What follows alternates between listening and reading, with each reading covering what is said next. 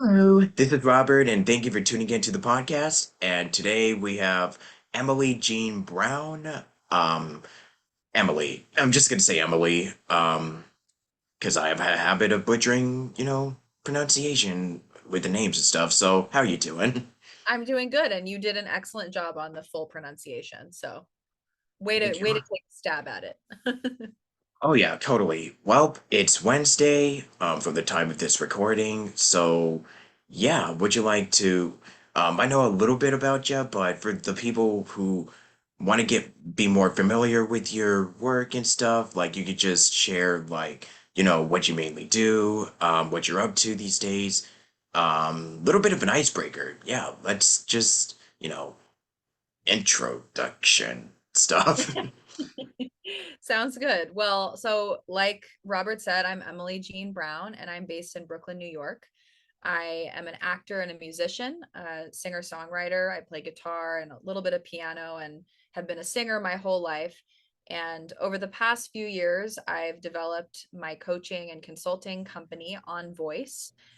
And I am an embodied voice coach. So I work with clients on stepping into their most authentic voice. I work with leaders of organizations, people who are wanting to sort of take their leadership to the next level and use communication to achieve the results that they want, whether that's in a professional or a personal context. So I do some voiceover through my acting experience kind of on the side, but my main work at the moment is this mentorship and coaching through my business, and then my own personal creative work through mostly music right now. So I'm in the midst of producing a record at the moment. Awesome. So I usually ask like what got you started, but what got you interested into acting and what was the moment where you were like, okay, maybe I should pursue this? Or did you have like other like as like aspirations like when it came to like pursuing like, you know, um, a creative endeavor in your life? Like when did this all really like start formulating like really started taking place of like maybe I should do this. This is what Yeah. I love doing. Yeah. Yeah.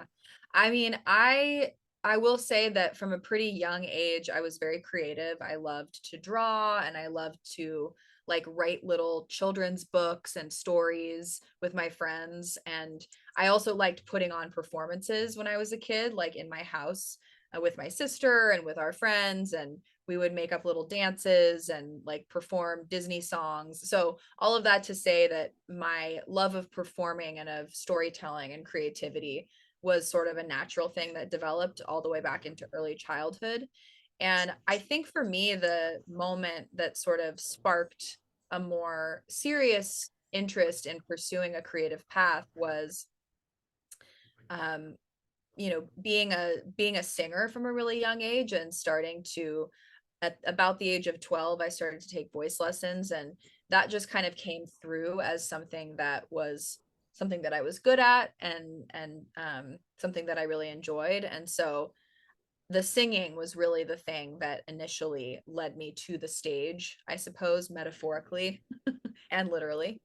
And then as I continued to pursue singing and music, I started to get a little bit into songwriting in my teen years, but also was doing theater at school and then kind of starting to audition for theater in the community. And when I was a senior in high school, I auditioned for West Side Story at the junior college, and I got to play Maria when I was 17.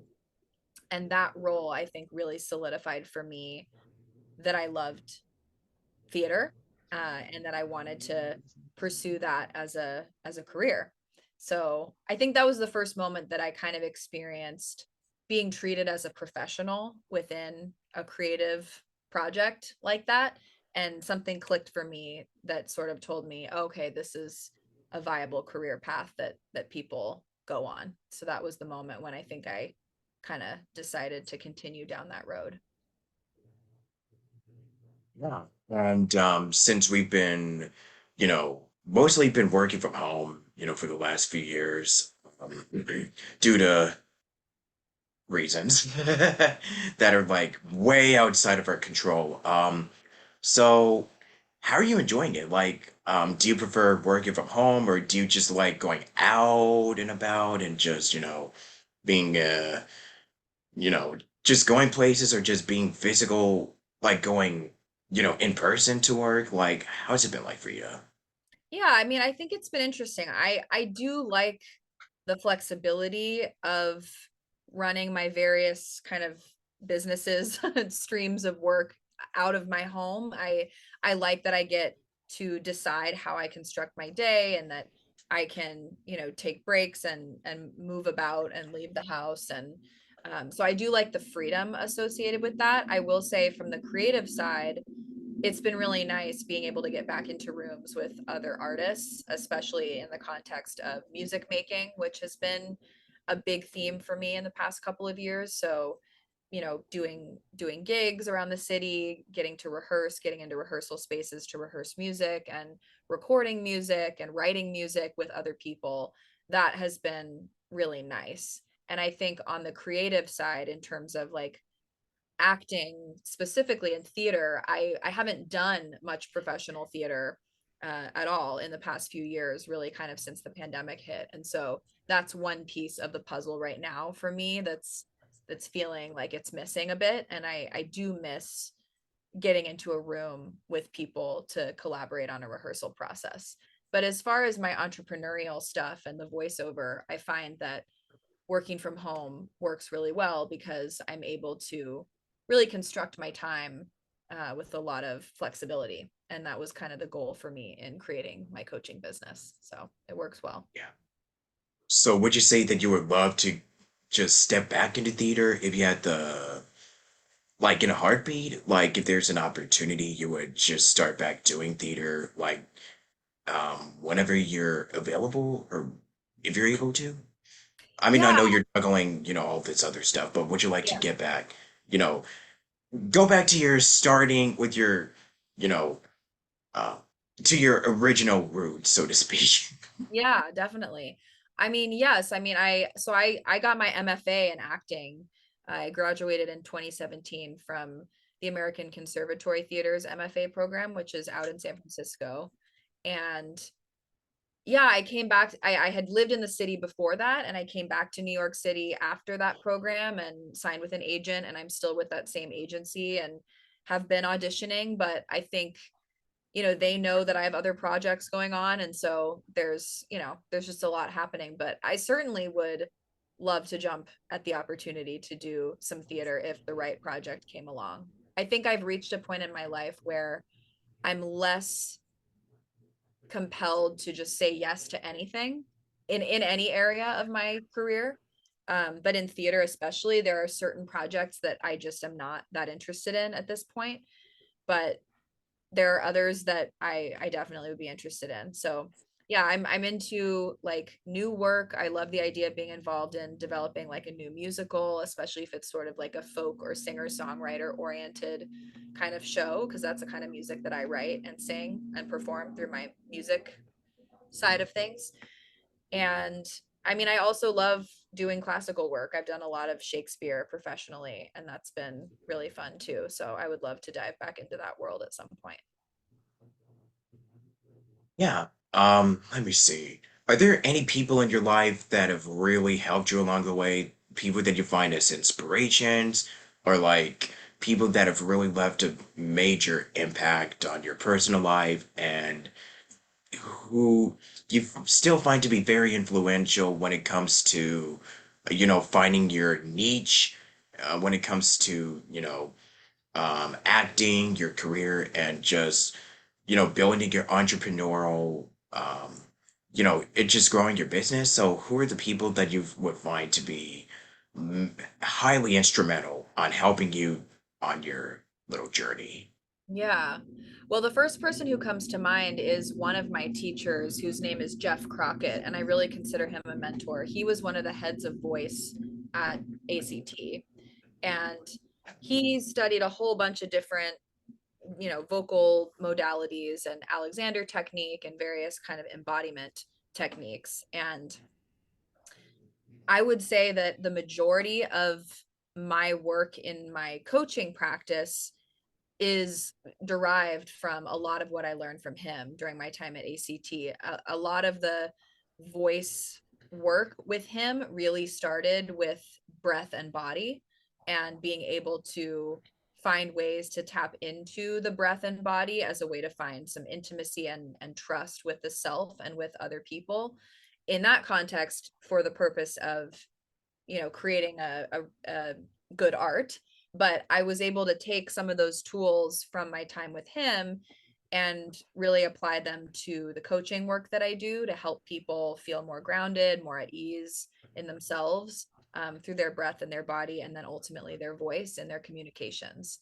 And I think I think that what is so instrumental about him, for me, about Jeff, to use your word, instrumental, is like the fact that the tools that I got from him that have to do with connecting to myself through my body and my breath, that really weaves for me. I mean, you can tell I do a lot of different things, right?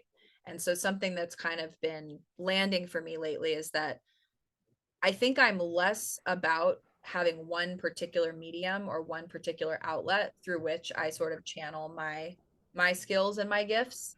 I do a lot of different stuff, but for me, the connecting kind of tissue of that is authenticity and presence and um like unlimited creative expression.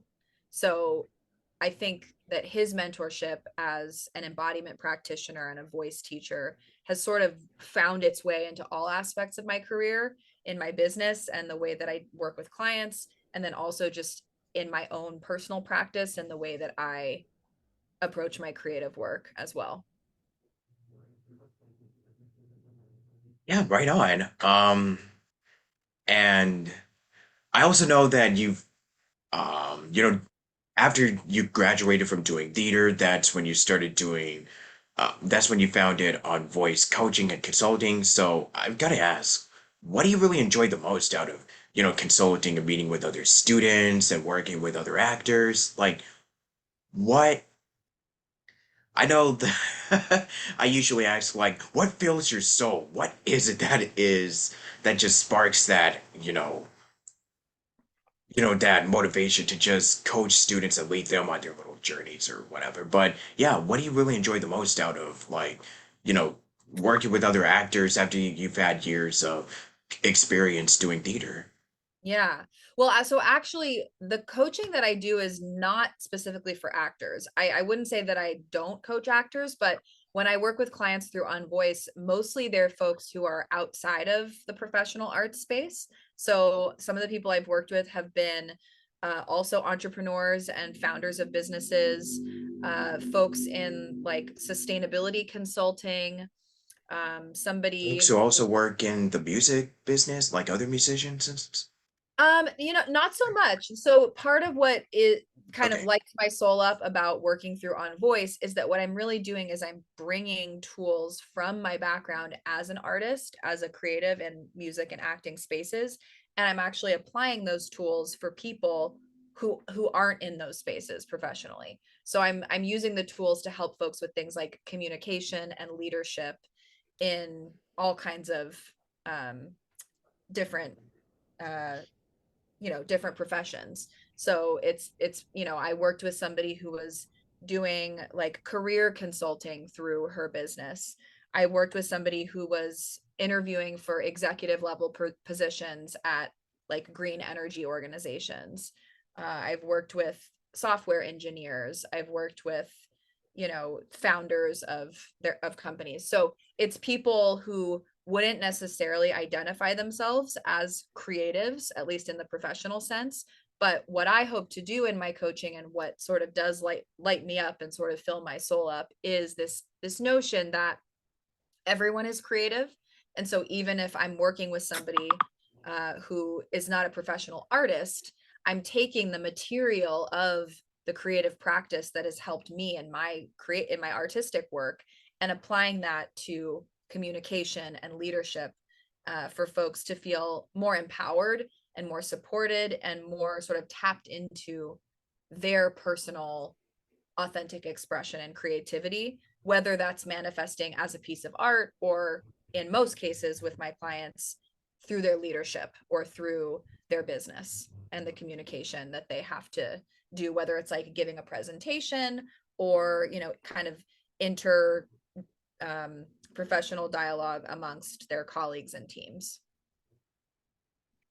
Yeah, so in a way it's kind of like you're preparing them for, like you mentioned, you prepared them for, if they have to give presentations. So really it's like you kind of help them build their confidence in a way. Definitely. And I always like to say that, my coaching, I've called myself a public speaking coach in the past, but I think now I would say more of a communication coach. But what I really focus on, and this is how it connects back into the embodiment piece and the breath and the body, is that the piece I coach around really has less to do with the content or what they are saying or what the actual material of their communication is, and it has more to do with the presence, like the person's presence, the person's energy, so that they can sort of feel like they have autonomy. They feel like they have um, the ability to choose how they're showing up so that the content, the material of their communication can just flow easily through that container. So the work that I do with people has to do with like how they are constructing their energy. And it relates in a lot of ways to the way we do that work as actors and as performers, people who get up on stage to tell stories all the time.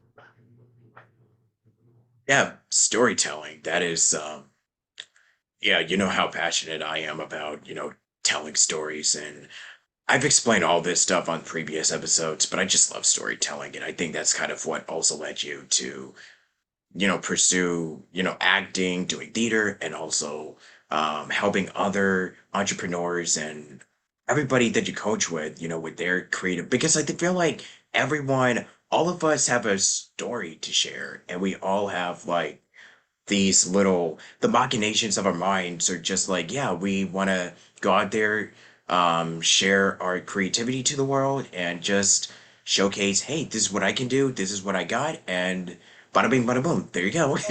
Yeah, and that's exactly right. And I talk a lot about how the work of communication or any kind of expression, creative, creatively or otherwise, is really about building a bridge or finding ways to cross the bridge between the internal world and the external world. So it's exactly what you were just saying. It's like we all have something to share, and I think on a deeper level, a desire to be seen and witnessed. And so the work that I do with clients is about kind of drawing, first of all, cultivating what that thing is for people on the inside so that they can feel really um, trusting and comfortable within themselves, and then finding strategies for drawing that forward and sharing it in a way that's going to land on their audience and impact the people around them in the way that they want it to. Yeah. So I think you mentioned to me before that you're from the Bay, like Northern California, like um so when you mentioned the Bay Area, you mean like San Francisco? Yeah, so I'm from what's known as like the North Bay area. So I actually grew up in a town called Sebastopol. I was born in Oakland actually, but I grew up from the Oakland. age of 3. I grew up in a town I called think, Sebastopol. if I'm not mistaken, I think yeah, some of my dad's family, like on his side, I think they're also from Oakland. So that's very pretty interesting. Cool. Yeah. So it's Yeah. wine country. It's like about an hour north of San Francisco.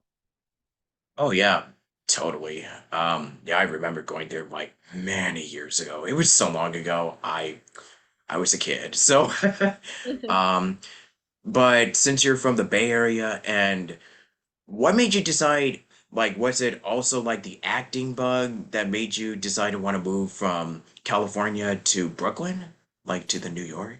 Yeah, so I in undergrad I went to Smith College, which is a liberal arts women's college actually on the East Coast in Massachusetts. And I always find like that moment of deciding to go across the country for college is kind of a mystery to me. I think if you talk to my parents, they would say that I was I didn't really know exactly what I wanted to do for college. I think I knew that I wanted to find like a liberal arts school where I could study theater that would feel like a good place to kind of get like a well-rounded education. And somehow I ended up out there. I applied to a bunch of different schools. I think my top choice at the time when I was like touring schools was Vassar College, which is actually quite a similar type of college, but it's co-ed and it's, you know, a small liberal arts school with like a theater department and it's in New York State.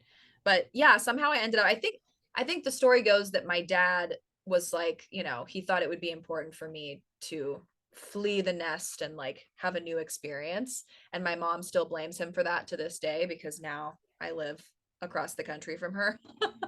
But I went to school in Massachusetts and then when I graduated, I moved to New York. Yeah, and it was really about pursuing acting and kind of figuring out what the whole New York theater scene was about. And that lasted for about 3 years. I worked in regional theater quite a bit and then got really interested in deepening my training. And that's when I applied for the MFA program at ACT. So that was in 2014 that I ended up back on the West Coast for 3 years. And then I bounced back to New York because I decided to sign with an agent out here. And I was considering going to LA for a bit. But I think ultimately, as a singer and a person who was really more passionate about theater probably than TV and film, at least at the time, that was what brought me back out to New York after grad school. Hmm. So, what have you been picking up like after the since I know that for the theater and acting, like movie, film and stuff, I know that it kind of slowed down a bit, but now it's starting to pick back up and we're kind of starting to see some improvement. I don't know who. It's kind of hard to tell when you're dealing with, a crisis that is going on, like, with a pandemic and everything. So, what have you been doing or picking up as of late? Like, I know you've been coaching, you've been working, but what else have you been, dabbling into, ever since we've been in this whole ordeal for like 3-ish years now? Yeah. I mean, do you mean in terms of work, like how I pay for things, or do you just mean projects? A little bit of both. It could Yeah. be hobbies, it could just be, other stuff. Yeah, yeah.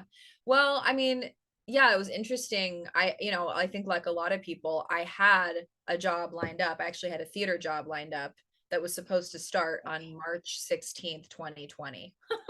So Oh, yeah, that didn't happen. And uh, so that was the last theater gig, like, I mean, I've done some online readings and things like that, but that was the last theater gig that I sort of had on the books and I just haven't managed to book anything else. And I've also been very focused on my own personal music and building my business. So that's probably taken some time away from the auditioning as well. But yeah, I think, during the pandemic, my husband and I both got on unemployment, which was very interesting. And that was kind of great, honestly, because it was really consistent and supportive for us at that time and helped us sort of like save up some money because we were not really spending much money at that time.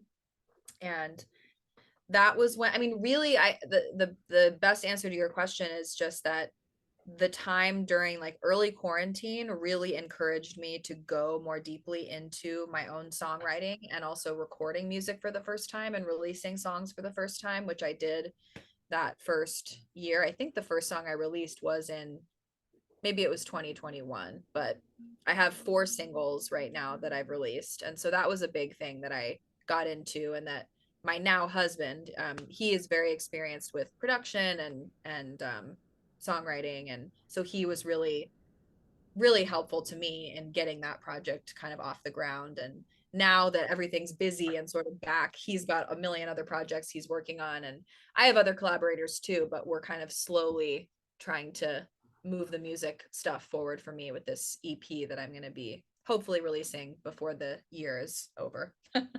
um, but yeah, what else? I think really it's been like the music and the business, and now, as as the pandemic kind of like evens out and settles down, just like really reinvesting in friendships and building community and trying to find opportunities to get into spaces with people and like have face-to-face experiences. I think I appreciate the possibility of remote work and I enjoy having the flexibility that that gives me, but I think as I'm getting a bit older, I'm like really craving those kinds of authentic connections and authentic relationships. So I would say that's something that I've been focusing on and trying to put energy toward in this moment for me. Hmm. So for your music, do you kind of just let me see. So when it comes to being a musician, I know I mentioned earlier, like, any, was there anyone that you'd cite as an influence, like when it comes to your own music, or do you just kind of, have you found your own unique voice or finding your own style when it comes to being a musician? And, you know, Yeah. when it comes to, your songs and whatnot. Sure. I mean, I definitely have some pretty strong influences. I think in terms of the finding my voice, that kind of is an ongoing process, I think, with music. At least for me it has been, especially because there's a really interesting kind of generative cycle that occurs with music making, I'm finding, that sort of goes from writing the song, which can be, especially if you're doing it alone, very private, writing the song, demoing the song, or like making a sort of scratch recording of it, performing the song, like arranging it for a band or arranging it for more musicians to play, and then recording the final version of the song based on that experience, and then kind of releasing that song into the world that way. And just going through each of those steps, like the performing, the writing, and the recording, has been interesting as I've tried to figure out like what my sound is. And is that different in the recording than in the live experience? And do I want that to be cohesive? And anyway, that's all kind of a journey. But I would say my biggest influences are probably Joni Mitchell is probably number one. Um, I listen to a lot of like folk, roots, Americana, and like some like soul kind of stuff growing up. Not so much soul, maybe more blues. Like really, I'm thinking like Bonnie Raitt was somebody that I listened to as a kid. Lucinda Williams, this singer songwriter named Patty Griffin, who's kind of like an Americana acoustic singer songwriter. Um, so yeah, a lot of like women songwriters in the sort of like acoustic folk world, I would say, are my sort of older influences. Nowadays, I listen to and I'm a big fan of artists like Sharon Van Etten, Angel Olsen, um, Madison Cunningham is an artist that I really love. So, I mean, I'm influenced by them in the sense that like those are the contemporaries that I look up to and kind of aspire to emulate and get ideas from. So, yeah. Do any of those names ring a bell to you? I guess. Because I would listen to one artist and then I would kind of listen to another. So it's just kind of like my taste in music just kind of fluctuate all over the place. Yeah, Yeah, it cool. just goes everywhere. Different like styles, mind you. Yeah. Like country, rock and roll, jazz, swing, Cool. different. Yeah, Who are so you so listening to right different. now? Who am I listening to? Like I've just been listening to a lot of Bee Gees, you know. Nice. Nice. Yeah, because I just love 60s and 70s, Yeah. type of jams. So, yeah, Totally. because I think that was how I grew up and I was raised with a lot of like 60s and 70s, 80s, music covers, Yeah. 90s to an extent, but that's kind of the era that my parents, like family was just grew up and raised in, so I guess I kind of just formed my own. That's how I was able to just develop pretty good taste just from, bouncing off of what they listen to. So you know, music kind of helps me when it comes to voiceover. Mm, Now that you really think about it, yeah. Because we cool. get attracted to music and sounds, and that's what gets us enamored with performing and just falling in love with music, like musical theater and all that all that good jazz. Mhm. Yeah. Yeah, you see what I did there? But anyways, but anything else that you want to share? Anything that I know you've said that you're kind of working on a lot of stuff at the moment, but what are some upcoming, oh yeah, like you said that you're working on, let me see. I know that you're currently working on Nina, which is coming out sometime this year. But besides that, anything else that you want to, bring up or mention before we officially conclude for today? Sure. I mean, yeah, you got it. You got your research there. I mean, so the Nina EP is this record that I'm working on and hoping to get the first single from that out in the next like month or two. We don't have a release date yet, but if you're interested in hearing it, I'm on Spotify and you can follow me on Spotify, Emily Jean Brown. And then when that song drops, you'll be notified and you can follow along for the journey with that EP, which should be really fun. And then in terms of the coaching work, I just for people to know that I'm accepting clients right now and I offer one-on-one mentorships for people who are wanting to strengthen their communication. So if that's something that you are finding challenging and that you have big goals and visions around where you want to go in your communication and leadership, I would love to just connect and chat and hear about what's going on with you and whether it might be a good idea for us to pursue working together. Totally. Any last words or any last piece of advice that you want to share? You want to close out on? Sure. Any last? Yeah, I think words or advice. I mean, I don't let me ask you this question. Who do you think your main audience is? Like who's listening to this and what would be useful for them to hear? Like what kind of advice would be useful for them to hear?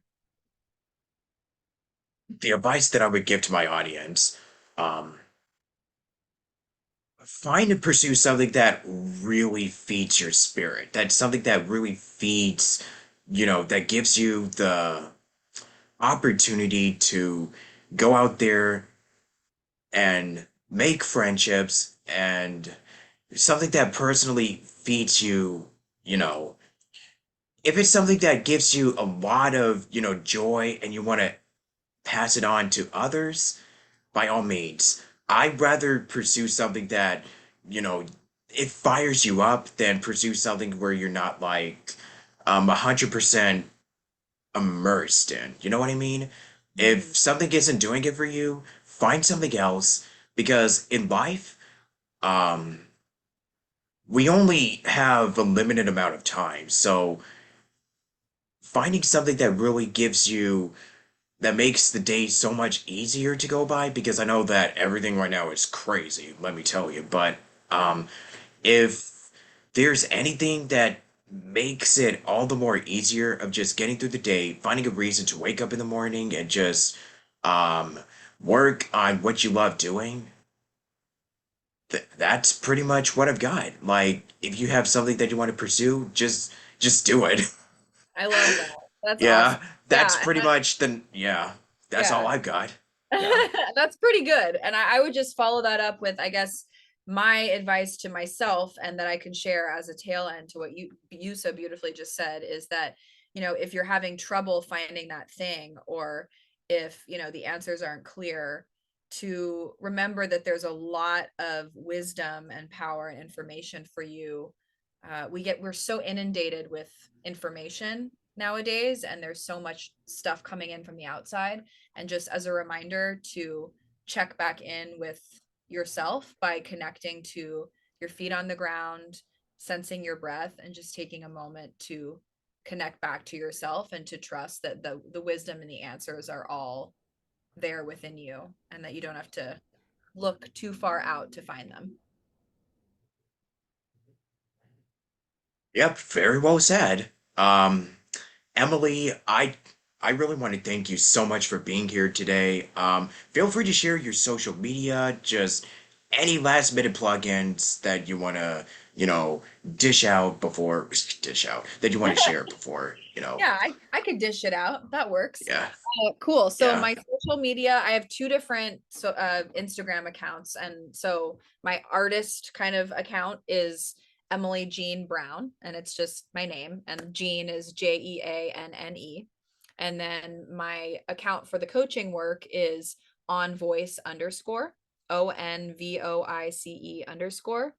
And then I also have a website, emilyjeanbrown.com, and there's information on there about music, acting, and coaching stuff with updated events and things that I'm teaching in the future. At the moment, I don't have anything on the calendar for workshops. I'm really focusing on the one-on-one client work with the coaching, but that's a good place to follow me. And I also have a newsletter for the coaching that I send out once a month that is called Embodied Everything, where I share tips on how to bring embodiment tools into your communication and leadership and creative work as well. So if that sounds like something that would be supportive, you can sign up for that newsletter on my website, emilyjeanbrown.com. Yeah, and any last words, like an outro, which I usually do here, but just anything, you know, what are your closing thoughts? Well, closing thoughts, I want to say thank you to you for reaching out. It's really nice chatting with you, and it's just always nice to be able to do these podcasts because it's an opportunity to talk through and kind of like work through what we're doing at the moment, right? So I just want to say thank you and express some gratitude to you and to your audience for listening, and I'm excited to hear the episode. Anytime. I also read that you're a hardcore foodie, so last quick extra question. Favorite food, Sure. go. Favorite food? Yes, food. Okay, the first thing that comes to mind is perfectly hot, steaming al dente, fresh rigatoni with like meatball ragu sauce and fresh parmesan on top. Yeah, very good taste. I love legitimate, like authentic Italian food probably takes the cake for me in terms Hey, of there we cuisine. go. Yeah, Yeah. But yeah, thank you everybody for listening in. This has been a lot of fun recording and getting to do. So this episode will be going up at some point later this week. Depends, I don't know. But regardless, feel free to follow me, check out my work on YouTube, Spotify, or just follow my social media. It'll be in the link. It'll be in the description. But regardless, thank you for watching. Stay tuned until next time. And until then, this is Robert Jackson signing out. And you just tuned into Station Square. And until then, adios amigos. And I'll see you all next time. And until then, catch you later. Sayonara.